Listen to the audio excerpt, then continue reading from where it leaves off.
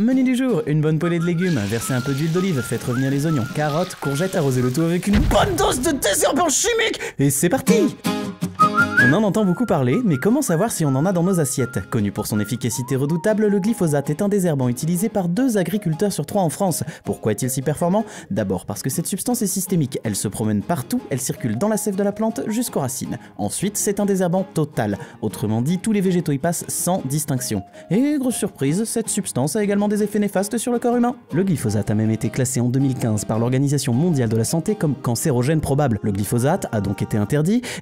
Ah bah non, en novembre dernier, l'Europe a autorisé l'utilisation de cette substance pour 10 ans encore après un vote auquel la France a participé en juin ni oui ni non puisqu'elle s'est abstenue. Pourquoi cette décision? Parce que l'Agence de sécurité alimentaire européenne explique qu'il n'y a pas de domaine de préoccupation critique chez les humains, les animaux et l'environnement. Alors, est-ce qu'on peut encore manger des aliments sans glyphosate dans notre pays? Oui, si vous mangez bio en achetant vos légumes dans des enseignes engagées qui respectent la réglementation européenne sur l'agriculture biologique. C'est le cas par exemple de Naturalia qui lutte contre l'utilisation des pesticides chimiques depuis 50 ans. De là à imaginer que toute l'agriculture puisse se passer du glyphosate, c'est une autre histoire qui relève avant tout d'un choix politique, comme nous l'a expliqué François Vayrette. Techniquement, les agriculteurs savent faire, hein. Il y a des points à améliorer, il y a des alternatives, du matériel alternatif qui peuvent être encore optimisés pour que ce soit plus facile. Mais après, c'est une décision politique d'orienter l'agriculture française, et je dirais au-delà de la France européenne, vers une agriculture qui se passe progressivement de pesticides. On peut donc changer nos méthodes de production agricole et supprimer le glyphosate en France à condition que l'État s'en donne les moyens. En attendant, vous l'aurez compris, on en a pris pour 10 ans. Alors si vous voulez éviter d'absorber du désherbant chimique, achetez bio, du vrai bio et soutenez les associations et les ONG qui luttent contre l'utilisation des pesticides chimiques. Maintenant, vous connaissez la recette.